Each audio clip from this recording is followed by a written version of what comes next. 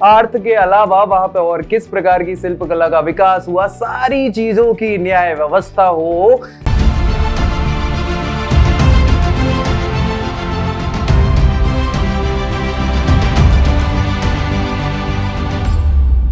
Hello दोस्तों, स्वागत है आपका हिस्ट्री कवरी में, जहां हम बात इतिहास की करते हैं। और इतिहास में हमने बात कर ली है राजपूत राज्यों के बारे में, और अब इस वीडियो में बात करने वाले हैं कैसे उन्होंने अपने राज्यों का करा प्रशासन, वहां की आर्थिक व्यवस्था कैसे थी, समाज कैसी थी, अर्थ के अलावा वहां पे और किस प्रकार की शिल्पकला का विकास हुआ, सारी चीजों की न्याय व्यवस्था हो, सारी चीजों की हम यहाँ पे चर्चा करेंगे। किसकी? राजपूत कालीन सारी की सारी प्रशासनिक, आर्थिक, सामाजिक, राजनीतिक सारी व्यवस्था। ठीक है, सो बने रहिए मेरे साथ। हो सकता है ये वीडियो हो जाए लंबी, क्योंकि भाई छोटी तो बात है नहीं, हमने 5-6 राजवंश बात करे थे, और उन सारे राजवंशों को कंबाइंड रूप से उन सबकी हम व्यवस्था करेंगे प्रशासनिक स्टार्ट। ठीक है, तो चलिए देर ना करते हुए स्टार्ट कर लेते हैं राजपूत प्रशासन के बारे में। प्रशासनों की बात हम कर रहे हैं कि कैसे प्रशासन चलाया राजपूत राज्यों ने। तो देखो भैया, ये है किताब जिसका नाम है नीति वाक्यामृत। क्या नाम है? नीति वाक्यामृत। एक और है वीर मित्रोदय।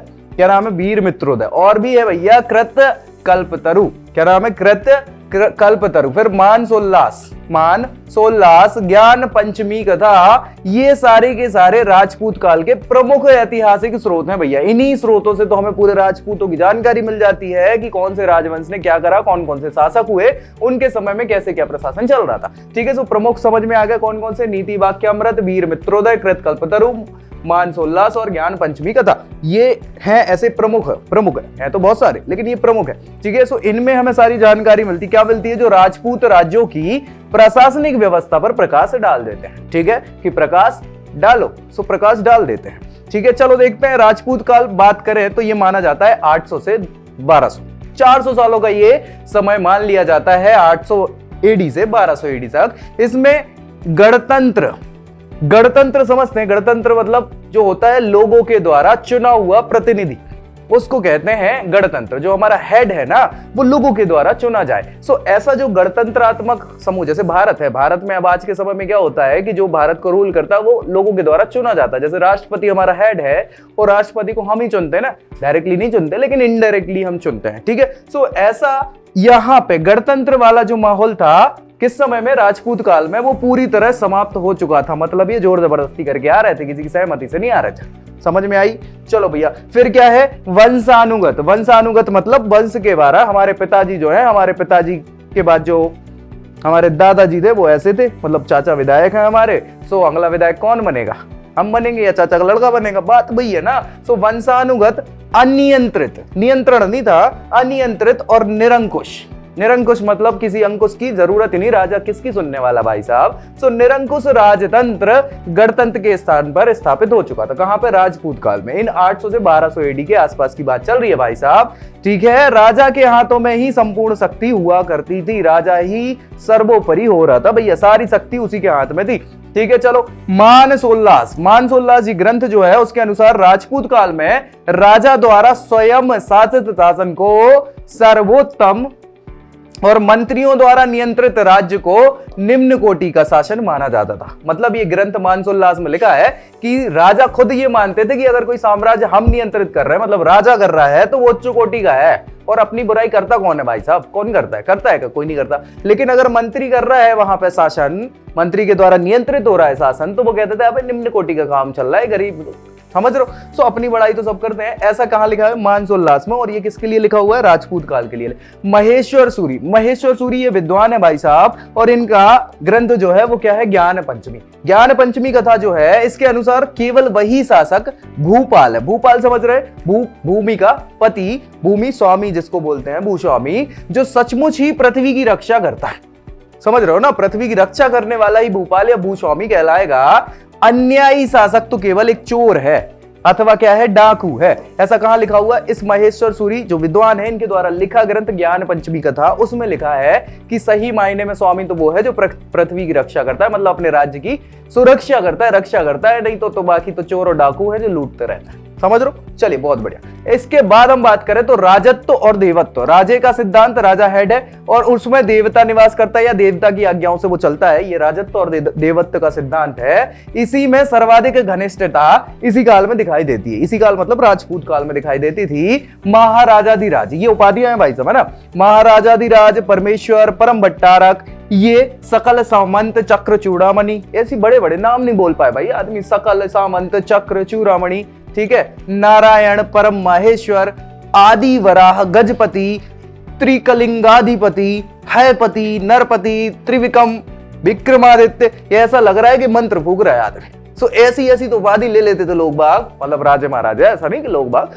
ठीक है। राजे महाराजे ये उपाधियां जो है वो खुद से ले लेते थे, देता थोड़ी था कोई, खुद से ही ले लेते थे, जो लगा कि ये लोग बोल ना पाए और अच्छा सा लग रहा है, ठीक है। सो इतने बड़े बड़े नाम ले लिए कि अब आदमी मतलब जैसे वो उनका आगमन हो रहा है राजमहल में, तो वो बोलने वाले रहते थे ना कि सावधान, फला फला आदमी पधार रहे। सो उससे फला फला आदमी के पहले राजा का जो वर्णन था, उपाधियां थी, वही 2-5 मिनट तक चलती रहती थी। राजा खड़े हैं कि यार तुम पहले बोल लो, फिर आएंगे हम, समझ रहे हो। तो ये सारा काम हो रहा था। इतने बड़ी बड़ी आपने क्या है उपाधियां ली थी। अधिकांश जो राजा थे उनके उत्तराधिकारी, उनके जो उत्तराधिकारी हैं वो कौन बनता था, उनका बड़ा बेटा ही बनता था, ज्येष्ठ पुत्र ही बनता था अगला शासक, ठीक है। उत्तराधिकारी के लिए बहुत संघर्ष भी होते थे, ऑब्वियस सी बात है, हो गई। कोई नहीं मान रहा है कि वो भाई बड़ा लड़का है ही नहीं, अयोग्य है और छोटा योग्य है, तो योग्य आदमी के पास जाएगा, देर से जाएगा भली से, वो लड़ लड़ा के बड़े को वोट डालता था और फिर खुद शासन कर लेता था। तो संघर्ष भी चल रहे हैं। प्रशासन में युवराज, युवराज मतलब जो अगला शासक बनने वाला है, उत्तराधिकारी बनने वाला है, तो पिताजी क्या है अपने बेटे को उत्तराधिकारी बना चुके हैं, मतलब मान तो चुके ही है मनी मन की यही बनेगा अगला राजा हमारा, अगले नाम रोशन तो यही करेगा, है ना। सो इसको सिखाने के लिए उसको युवराज बोलते थे तब तक, वो जब राजा नहीं होता था तो युवराज, उसको सिखाने के लिए क्या करते थे, उसको पहले ही प्रशासनिक व्यवस्थाओं में इन्वॉल्व कर लिया जाता था, है ना। सो उसकी प्रमुख भागीदारी होती थी, राज्याभिषेक भी उसका किया जाता था, साथ ही साथ राज की उपाधियां युवराज भी ग्रहण करते थे, युवराज भी ग्रहण कर लेते थे उपाधियां। युवराज की अयोग्यता या कम उम्र के समय, युवराज अयोग्य है या उसकी कम उम्र है, सो उसकी जो रानियां हैं, रानियां मतलब उसकी रानी नहीं, जो पिताजी की पत्नी है, वो संरक्षिका के तौर पे, उसकी माँ एक प्रकार से, है ना, वो संरक्षिका बतौर शासक का भार संभालती थी कि वो संरक्षिका शासन कौन कर रहा है, वो कर रही है, वो रानी कर रही है, अपना लड़का उनका अल्पवयस्क है, तो उनकी जगह पे संरक्षिका कौन है, उनकी माँ है और वो देखरेख कर रही है, ठीक है। चलिए आगे बात करें तो महिषी, राजमहिषी, महादेवी, रानियों की भी उपाधियां हुआ करती थी भाई साहब, ठीक है। चलिए गहड़वाल शासक, हमने चर्चा करी थी गहड़वाल वंश की, सो उसमें एक प्रतापी शासक हुए मदनपाल, लेकिन वो अल्पवयस्क हुए थे, है ना। सो उनकी रानी जो थी पृथ्वीसिका, मतलब माँ जो है, पृथ्वीराज तृतीय जो थे, पृथ्वीराज चौहान वाले जिनकी हमने चर्चा, उनकी माँ जो थी कर्पूर देवी, वो भी जब ये भैया 11 साल में तो ये भी राजा बन गए थे, तो इनकी माँ क्या करती है, माँ संरक्षिका के तौर पे काम करती है, कपूर देवी, ठीक है। चालुक्य राजा जयसिंह सिद्धराज, ये सबसे प्रतापी राजा हुए हैं, हल्के बदले नहीं, सबसे प्रतापी, मतलब सोचो आप, इनने लगभग 1045 से 1064 से 1145 तक शासन करा हुआ है। सो बिल्कुल कम नहीं, 80 साल शासन कम होता है क्या, तो बच्चे ही रहे होंगे तब। तो उनकी माता थी कौन सी, मयर्णल्ला देवी, मयर्णल्ला देवी, ये उनकी मां ही संरक्षिका थी। कश्मीर की रानी दिद्दा, ये बहुत प्रमुख है, रानी दिद्दा बहुत नाम आता है कश्मीर की रानी, ये भी संरक्षिका थी, ठीक है, ये भी संरक्षिका। तो बहुत सारी यहाँ पे शासिकाएं जो हैं या रानियां जो हैं वो संरक्षिका के तौर पे कार्यभार संभाल लेती थी। प्रशासन में राजा की सहायता के लिए मंत्री होते थे, वो तो हर जगह ही होते हैं, कोई बात है नहीं। इसका पद भी कैसा होता था, वंशानुगत होता था मंत्री का पद, मतलब अगर मान लीजिए आपके पिताजी मंत्री हैं तो आप तो बनोगे, ऑब्वियस सी बात है ना। सो ऐसे ही चल रहा था। सामान्यतः ब्राह्मणों को ही मंत्री बनाया जाता था, क्योंकि उनमें दिमाग उस समय का पूरा ग्रंथ वाला, विद्वान वाला, क्योंकि आपको कूटनीति, राजनीति सब यूज तो करना है। सो सलाह देने के लिए, उस सलाह के लिए दिमाग होना भी तो चाहिए। सो दिमाग किसमें, ब्राह्मणों में उस समय हुआ करता था, मानते तो यही है। सो ब्राह्मणों को ही मंत्री पद दे दिया जाता था। अब मंत्री भी कई बार 3-5 करना चालू कर देता था। राजा मंत्री की सलाह मानने को बाध्य नहीं होता था, नहीं मान रहा है तो नहीं मान रहा है, ठीक है। मंत्री परिषद में बहुत सारे सामंत होते थे, अधीनस्थ शासक हुआ करते थे, महापुरोहित, विभागीय प्रधान, ये सभी नियुक्त किए जाते थे। तो ये प्रशासनिक व्यवस्था की बात चल रही है। यहाँ पे जो पदाधिकारी रहे हैं राजपूत काल में, कौन कौन से पदाधिकारी होते हैं ये तो समझ लिया, इनके अलावा और कौन कौन से पदाधिकारी हुआ करते थे। तो देख लो भैया, सबसे पहले प्रधानमंत्री, जो राजा के बाद होता था पहले नंबर पर, ये क्या था, प्रधान अमात्य हुआ करता था या महामंत्री, सारे मंत्रियों का मंत्री प्रधानमंत्री, है ना। राजा, राजा कौन है भैया, सर्वोच्च शासक यही होता था। फिर बात करें महासंधि विग्रह की, महासंधि विग्रह ये केंद्रीय प्रशासन से संबंधित प्रमुख अधिकारी था, साथ ही साथ ये युद्ध और शांति का मंत्री भी हुआ करता था। भैया यही समझौता करने जा रहा है, ये दूसरे देशों में संधि करने जा रहा है, ठीक है, युद्ध की घोषणा भी यही करवाता था। अक्ष पटलाधिकृत, क्या अक्ष पटलाधिकृत, ये राजकीय दस्तावेज विभाग का प्रमुख हुआ करता था। सारी की सारी चीजों को बाकायदा क्या किया जाता था, सुरक्षित संयोजित करके रखने का काम किसका था, अब अक्ष पटलाधिकृत का। अक्ष पटलिक भी होता था, इसके अंडर वाला व्यक्ति होगा, है ना। दस्तावेज विभाग का जो प्रमुख है उसके अधीनस्थ ये व्यक्ति था भंडागारिक, भंडारगारिक मतलब बेसिकली भंडार गृह का प्रमुख हुआ करता था, ये राजकोष का प्रधान हुआ कर रहा था। नेक्स्ट बात करेंगे तो महाप्रतिहार, महाप्रतिहार या दौवारिक, समझ पा रहे हो ना, ये कौन होंगे, ये प्रमुख सुरक्षा पदाधिकारी हुआ करते थे महल के। भैया इनकी बिना परमिशन के इनको ही पता रहता था कि राजा सो कहाँ रहा है, इतने सारे कमरे रहते थे महल में, सो राजा को एक ही कमरे में नहीं सुलाते थे, क्योंकि अगर पता चल गया कि राजा इधर ही सोता है तो फोड़ना चला इजी हो जाता है। तो राजा के लिए इसीलिए तो महलों में कमरे ज्यादा बनाए जाते थे, नहीं तो जरूरत क्या थी, राजा एक रह रहा है ना, कमरे इतने सारे क्यों, क्योंकि राजा रोज अलग अलग कमरे में सोता था, कहीं कभी, क्योंकि एग्जैक्ट लोकेशन राजा की पता ना हो, ठीक है। सो पता किसको रहती थी, इसी को, यही तो सिक्योरिटी वाला रहता था। महादंड नायक, यही तो है भैया सैन्य विभाग का प्रमुख व्यक्ति, ठीक है, महादंड नायक। धर्मस्थ, धर्मस्थ मतलब धर्म विभाग का व्यक्ति होगा, न्याय विभाग का व्यक्ति, ठीक है। इसके अलावा महापुरोहित, महापुरोहित जो है पुरोहित जी थे, धार्मिक मामलों के प्रधान हुआ कर रहे थे। मंडलिक, कौन, मांडलिक, मांडलिक मंडल का प्रधान हुआ करता था। राष्ट्रपाल, क्या नाम है, राष्ट्रपाल, ये राष्ट्र का प्रधान हुआ करता था, ठीक है। और फाइनली तंत्रपाल, तंत्रपाल क्या होता था, स्थानीय प्रशासक हुआ करता था, और भी है, डोंट वरी। विषयपति, विषयपति की बात करेंगे, सो विषय मतलब जिले हुआ करते थे उस समय, तो जिले अध्यक्ष जो आजकल कलेक्टर होता है ना, वो विषयपति कहलाता था उस समय। ग्रामिक मतलब जो सरपंच हुआ करता था उसको हम ग्रामिक कहा करते थे। स्थानीय, स्थानीय मतलब नगर वाला जो व्यक्ति हुआ करता था, जो हमारे यहाँ का महापौर होता है ना, बेसिकली नगर पालिका अध्यक्ष, वही। कोट्टपाल, कोट्टपाल बोले तो दुर्गों का क्या था, प्रमुख व्यक्ति हुआ करता था। व्यवहारिक, व्यवहारिक मतलब व्यवहार वाला व्यक्ति, न्यायाधीश, व्यवहारिक न्यायाधीश। और फाइनली साधनिक, साधनिक मतलब पुलिस अधिकारी। ये सारे के सारे प्रमुख पदाधिकारी उस समय में प्रशासनिक व्यवस्था को संभाल के काम करने का काम कौन का था, इन्हीं अधिकारियों का तो हो रहा था भाई, इन्हीं की सहायता से सारा प्रशासन सुचारू रूप से चल पा रहा है। सो इनकी प्रमुख भूमिका रही है राजपूत काल में प्रशासन को चलाने के लिए। समझ में आया, कोई दिक्कत परेशानी प्रशासनिक समस्या किसी को भी किसी प्रकार की, कमेंट कर देना ना समझ में आया तो। चलो नेक्स्ट बात करेंगे प्रशासन के बाद हम किसकी, राजस्व व्यवस्था की। किसकी, राजस्व व्यवस्था। पैसे के बिना तो कुछ होता नहीं है भाई, सब समाज तो ठीक है, घर भी चलाने के लिए पैसा चाहिए, है ना, और पैसे बिन कुछ नहीं होता। तो जब घर चलाने के लिए पैसे चाहिए तो इतना बड़ा देश या राज्य चलाने के लिए तो कितना पैसा लगता होगा, और वो पैसा आता कहां से होगा, वो पैसा लिया जाता है टैक्स के रूप में। वो टैक्स क्या कहलाता था, राजस्व आपका कहलाता था, जो आपकी इनकम है ना, राजा की जो इनकम है, राजा की मतलब राज्य की जो इनकम है वही तो राजस्व है। सो राजस्व जो है उसकी व्यवस्था कैसे चल रही थी राजपूत काल में, तो चलो देख लेते। आय का जो प्रमुख स्रोत था भैया, वो हमेशा से क्या हो रहा था, भूमिकर। भारत क्या है, कृषि प्रधान देश है, और कृषि करी जाती है, कृषि भूमि पर करी जाती है, तो भूमि से ही टैक्स लिया जाएगा। मेन सोर्स ऑफ इनकम क्या है, कृषि नहीं सॉरी भूमिकर, है ना, लैंड रेवेन्यू जिसको कहा जाता है। सो भूमिकर ही है, आज भी भैया। राजपूत कालीन निम्नलिखित कर हुआ कर रहे थे। कौन कौन से कर थे, तो भाई साहब एक तो भाग हुआ करता था कि कितने भाग आपसे टैक्स लिया जाएगा। उद्रंग हुआ करता था, धान्य हुआ करता था, धान्य मतलब जो अनाज पे लगता था। हिरण्य लगता था, दानी लगता था, भोग लगता था। भाग अलग है, भोग अलग है ना। इसके बाद शुल्क भी लगता था। नेक्स्ट दशापराध, जो अपराधी व्यक्ति होता था ना, उससे अपन कई बार जुर्माना स्वरूप कुछ पैसा लेते हैं। स्कंदक हो गया, मार्गणक, मार्गणक मतलब मार्ग पे चलने के लिए। प्रस्थ होता था, प्रस्थानी वाला। फाइनली कल भिक्षा, खल भिक्षा मतलब भिक्षा।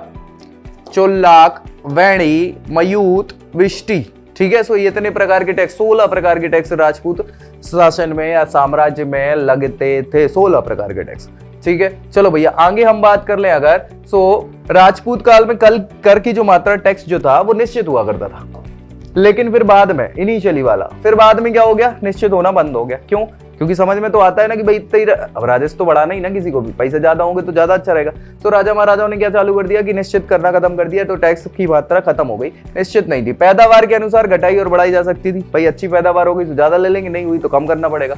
हिरण्य और दानी, ये हिरण्य और दानी ये नगद वसूलने वाले कर हुआ करते थे, जिससे सीधा पैसा दो आप, ठीक है। विष्टि वेगार के अंतर्गत आने वाला कर था, है ना। इसके अलावा राजकीय आय का एक बड़ा हिस्सा राजा को जाता था, उसके दरबार, साथ ही साथ सैनिक संगठन, युद्ध के लिए, शिक्षा, कला, विकास, दान पुण्य, इन सब चीजों पर ही खर्चा होता था। क्या जो राजस्व आ रहा है, जो पैसा आ रहा है, वो इस पे ही खर्च होगा। समझ पा रहे हो। चलिए नेक्स्ट हम बात करेंगे कि यहाँ पे सैन्य व्यवस्था कैसी हुआ करती थी, किसकी, राजपूतकालीन सैन्य व्यवस्था बात करें तो सैनिक जो पदाधिकारी हुआ करते थे वो नागरिक प्रशासन से जुड़े हुए होते थे। कौन, सैनिक पदाधिकारी। नागरिक प्रशासन मतलब नगरीय प्रशासन, प्रशासन से संबंधित लोग हैं। राज्य की स्थायी सेना का जो है वो कम हुआ करती थी, स्थायी सेना की जरूरत पड़ती नहीं थी, क्यों, सामंती व्यवस्था चल रही थी, तो सामंत हो गई, सेना हुआ करती थी, वो जब जरूरत पड़ी तो राजा ने मंगा ली और लड़ाई करने चलेगा, ठीक है। सो वैसे तो स्थायी सेना कम हुआ करती थी, राजा अधिकतर सामंत और अधीनस्थ सैनिकों पर आधारित रहते थे, तभी तो भाई राजा की स्थिति इतनी मजबूत थी नहीं। अगर खुद की सेना होती तो भाई साहब आप मजबूत होते, लेकिन अब दूसरे के दम पे कब तक उड़ोगे, है ना, समझ पा रहे हो। तो वही सामंतों की दम पे आप रहते थे, क्योंकि उनकी सेना हुआ करती थी, स्थायी सेना इनके पास कुछ रहती नहीं थी, तो कई बार तो बगावत कौन कर देते थे, सामंत ही कर देते थे, ठीक है। सो वो सैनिकों पर आधारित हुआ करती थी। अभिलेखों में महादंडनायक, दंडनायक, बलाधिकृत, महाबलाधिकृत, पीलुपति, अश्वपति, महाअश्वपति, महायुद्धपति, ये प्रमुख सैनिक पदाधिकारी हुआ करते थे। समझ तो पा ही रहा होगा मुझे लगता है। महादंड नायक मतलब सबसे प्रमुख सेनापति, उसके अंडर अलग अलग सेना के प्रमुख, बलाधिकृत, फिर भैया महाबलाधिकृत, पीलुपति, अश्वपति घोड़ों का वो महाअश्वपति, और बड़ा महायुद्धपति, युद्ध में कमांडर जो है, ठीक है। इस टाइप के सारे पदाधिकारी हुआ करते थे। बात करें सैन्य व्यवस्थाओं में दुर्गों का, दुर्गों को कोट कहा जाता है, ठीक है, कोट, पहनने वाला कोट नहीं, ये कोट, ठीक है। सो कोट की भूमिका बहुत महत्वपूर्ण थी। कोटपाल, कोटपाल मतलब वही दुर्गों का प्रमुख जो अधिकारी पदाधिकारी है, वही संरक्षण करते थे सैनिकों के लिए। स्कंदवार, स्कंदवार मतलब शिविर कहलाता है, जो हम आजकल टेंट लगा लेते हैं ना, वही शिविर लगाए जाते थे। सेना में बहुत सारे प्रकार की सेना थी, पैदल, हाथी, घोड़े और तीरंदाज, रथ वाले, अलग अलग रथ एवं जल सेना भी होती थी, ठीक है। अरबी घोड़े, अरबी घोड़े, अरबी घोड़े क्यों, क्योंकि घोड़ा था घमंडी, पहुंचा सब्जी मंडी, ठीक है। अब अरबी घोड़े बहुत तेजी से भागते थे, तगड़ो तगड़ो तगड़ो तगड़ो, मजबूत भी हुआ करते थे, मजबूत मतलब अच्छी प्रजाति के घोड़े होते थे, अरबी नस्ल के घोड़े। सो भैया ये ही रखे जाते थे, मौत मांग बढ़ गई थी, ठीक है। अरबी नस्ल के घोड़े रखे जाते थे। मध्य प्रदेश और राजस्थान में ऊंट से, बोले ऊंट पाए जाते हैं, तो ऊंट की टुकड़ियां भी होती थी सेना में, और कई जगहों पर फिर हाथी की तो हो ही रही है। सैनिक पदाधिकारियों को सेवा के बदले में क्या मिलता था, भूमि, भूमि मिलती थी, और उसी भूमि पर ये टैक्स ले लेते थे। सामंती उपाधि प्रदान की जाती थी, किनको, पदाधिकारियों को, तो वही तो सामंत बन जाते थे, और इनकी तो सेना होती थी, ठीक है। चलो, सामंती व्यवस्था बहुत इंपॉर्टेंट है। अब क्या है ये सामंत, सारी चीजें इस पे हमें डिस्कस करना है। सो भैया राजपूत काल में सामंत जो थे वो क्या हुआ करते थे, भूपाल हुआ करते थे। भूपाल मतलब भूमि के स्वामी, यही हुआ करते थे, जमींदार टाइप के व्यक्ति। भोक्ता, भोगिका, ये राजा, राजजनक, राजपुत्र, रानक, ठकुर, महासामंत, मंडलिक, महासामंताधिपति, मंडलेश्वर, ये सभी की सभी उपाधियां जो है धारण करते थे। कौन, राजा नहीं, सामंत, ठीक है। ये इनकी खुद की उपाधि होती थी। सामंतों को प्रशासनिक व्यवस्था और सैनिक संगठनों में महत्वपूर्ण पद प्राप्त हुआ करता था, स्थान प्राप्त हुआ करता था। तो इसके कारण क्या है, राज्य की ओर से सामंतों को टैक्स नहीं भरना पड़ता था, टैक्स फ्री, पूर्ण प्रशासनिक अधिकारों सहित भूमि मिलती थी, और गांव दान में दिए जाते थे। कौन देता था, राजा देता था। वो कहता था तुम यहाँ प्रशासन चलाओ, सब कुछ चलाओ, तुम्हें टैक्स नहीं देना, लेकिन लोगों से लेके तुम हमें दे देना, ठीक है। तुम्हें उसमें ही खर्चा निकाल लेना, अपना काम करते रहना, सारी चीज, ठीक है। सो उसके लिए राजा ही करता था। तो बस इनने फिर बाद में शक्तिशाली होकर राजा को ही फोड़ना चालू कर दिया। राज्य, किसान एवं आम जनता, ठीक है, कौन, ये सारी चीजें इसके अंदर रहती थी। सामंतों का मुख्य कर्तव्य क्या था, राजा को सेना उपलब्ध कराने का, ठीक है। और साथ ही साथ प्रशासनिक मामलों में सहयोग करने का कि भैया वहां की जनता अगर विद्रोह कर रही है तो संभालेगा कौन, सामंत संभालेगा। ठीक है, कुछ हद तक न्याय व्यवस्था भी कई बार सामंतों के अधीन ही हुआ करती थी कि भैया इधर क्या हुआ, वैसा हुआ, जो हुआ कि महाराज हमारे साथ इधर लूटपाट हो गई, ऐसा हो गया वो गया, तो सामंत जो वहां का हेड व्यक्ति है वो मामले सुलझाने का काम भी कई बार कर देता था। सो ये सब इनका अधीन हुआ करता था, सामंतों के अधीन। ठीक है, चलिए, इनके मध्यस्थों की क्रमबद्ध श्रृंखला सामंती वर्ग के नाम से पहचानी जाती थी। किसके मध्यस्थ? किसके? जनता के और राजा के बीच जो मध्यस्थ हैं और जो शक्तिशाली लोग हैं, वही क्रमबद्ध श्रृंखला जो है सामंती वर्ग के नाम से जान ली जाती थी। कई सामंत राजा के दरबार में ही रहते थे, ऑब्वियस सी बात रहेंगी, कोई दिक्कत है नहीं, जिनका राजकुल से वैवाहिक संबंध भी हो जाता था।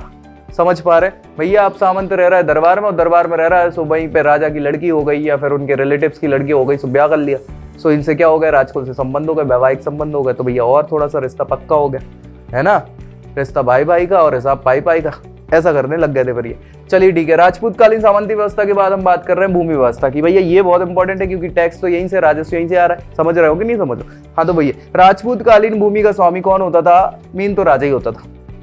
ठीक है, राजा होता था, वह किसानों से राजस्व लेता था। जमीन खेती करने के लिए क्या था? निम्न दो वर्गों को प्रदान की जाती। खेती करेगा कौन? दो लोग ही कर पाएंगे। कौन कौन? एक तो भूमिया वर्ग। क्या नाम है? भूमिया वर्ग। भूमिया वर्ग मतलब कौन? जमीन पर जिनका पैतृक अधिकार हुआ करता था। हमारे पिताजी की, दादाजी की, परदादाजी की भूमि है ये, तो पैतृक अधिकार है हमारा, सो उसको क्या भूमिया वर्ग कहते थे। दूसरा वर्ग होता था गिरसिया वर्ग। क्या नाम है? गिरसिया वर्ग। गिरसिया मतलब जो जमीन पर संरक्षण अधिकार रखने वाले, मतलब गिरमिट दिया जाता था। गिरमिट मतलब परमिट दिया जाता था, सो परमिट वाले लोग गिरसिया कहलाते हैं। आप देखोगे साउथ में हम गिरमिटिया मजदूर कहलाते थे हम, मतलब जो साउथ में वहां पे काम करने जाते थे वो सारे। तो गिरसिया वर्ग भी वही होता था जिनकी खुद की भूमि नहीं होती थी, जिन्हें परमिट पे दी जाती थी या फिर संरक्षण के तौर पे दी जाती थी कि जाओ देख लो, कर लो वहां पे सारा। सो ये दो प्रकार की ही भूमि हुआ करती थी और इन्हीं भूमि वर्गों को दी जाती थी और इन वर्गों से टैक्स की भी मात्रा उसी हिसाब से क्या है, कलेक्ट की जाती थी।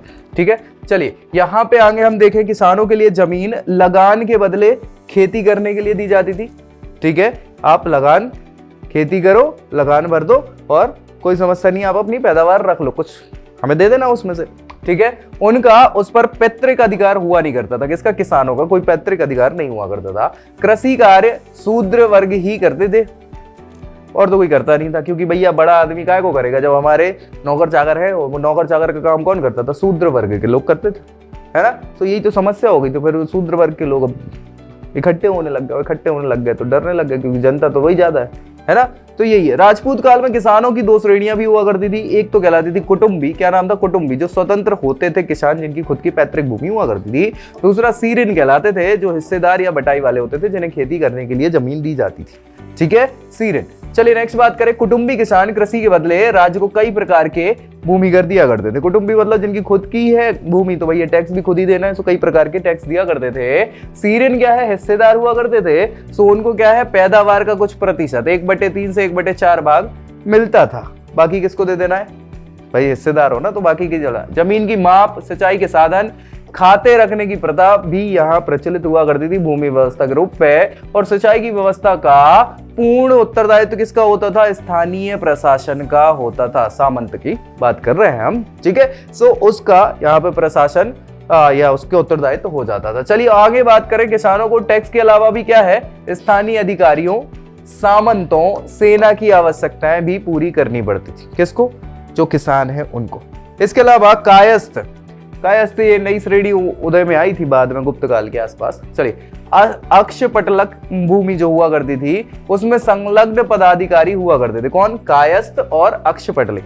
ये भूमि व्यवस्था में संलग्न हुआ करते थे। यही लोग, मतलब हमारे यहाँ जो आजकल नहीं वो होते हैं पटवारी अटवारी जो लोग हैं, वो उस टाइप के लोग, लेखा जोखा करने वाले, पूरी व्यवस्था देखने वाले, यही होते थे। राजपूत काल में भूमि जो है वो दे दी जाती थी अनुदान में, दान में बात चल रही है। और मंदिरों को, बौद्ध विहारों को, ब्राह्मणों को और वेतन के बदले भूमि ही दान में दी जाती थी भाई साहब। ठीक है, दान ग्रहीता मतलब जो दान ग्रहण कर रहा है उसको कर और सेवा मुक्त भूमि दी जाती थी। समझ रहे हो ना, दान की चीज में क्या है, दान की बचिया के कान नहीं होते, या ऐसा बोलते हैं दान की बचिया के दांत गिने नहीं जाते।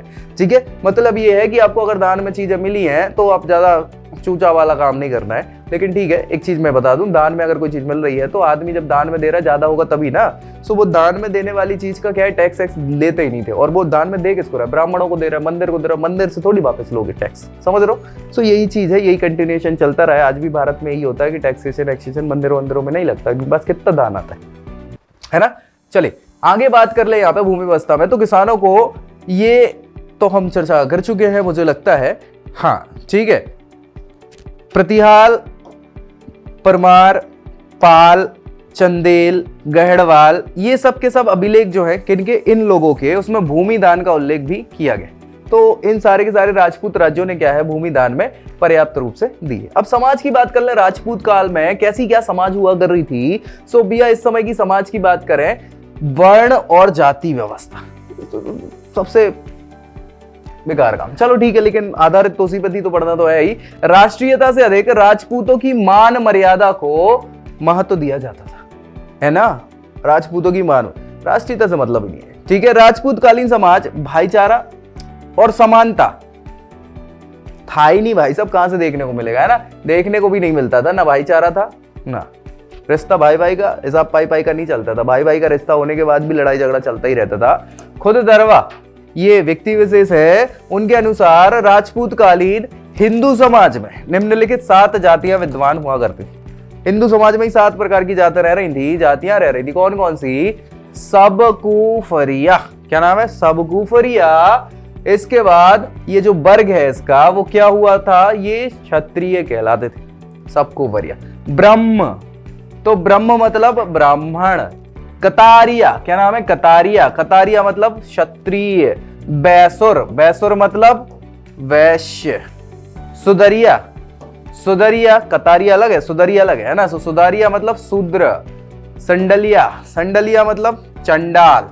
और लहूद, लहूद भी चंडाल की श्रेणी में आ रहे थे, है ना। तो भैया ये सारे के सारे समाज थे जाति व्यवस्था में यहाँ पे ऊंच नीच के तौर पर विकसित थे। चलिए आगे बात करें, अल इदरिशी खुद दरवा, ये वही व्यक्ति हैं खुद दरवा, है ना। सो अल इदरिशी खुद दरवा, इन्होंने लहूद जाति के बाद की बात करें तो उसमें वर्ग में लिखा नहीं है, लहूद जाति के स्थान पर जकिया नामक जाति का उल्लेख किया है। तो लास्ट वाली जाति थी उसको लकिया बोला है। अलबरूनी ने भी तो उस समय घूमने फिरने यहाँ गया था बाद में, तो उसने भी वर्णन किया हुआ था कि केंद्र में उनने क्या करा है, ब्राह्मण क्षत्रिय वैश्य शूद्र के अतिरिक्त 8 अलग अंत्यजों के वर्णन किया, मतलब और जातियों की बात करी है 8 अलग। क्या क्या करिए, कल्लण ने राजतरंगड़ी में 64 उपजातियों का उल्लेख किया हुआ है ब्राह्मणों के अलावा, ठीक है। सो बहुत सारे अलग अलग विद्वानों ने बताया कि इस समय की समाज में बहुत ज्यादा ऊंच नीच और वर्ण व्यवस्था, जाति प्रथा चल रही थी। राजपूतकालीन समाज में ब्राह्मणों का स्थान तो हमेशा सर्वोच्च हो ही रहा था, तो अभी भी उच्च चल रहा है। उसको राजनीतिक, सामाजिक, न्यायिक और आर्थिक, ये सभी के सभी विशेषाधिकार प्राप्त थे। आप यूरोप में देखेंगे तो वहां के जो बुर्जुआ वर्ग हुआ करते थे या ऊपर पादरी वर्ग हुआ करते थे, उन्हें विशेषाधिकार प्राप्त थे, ऐसे ही इनके साथ भी है, ठीक है।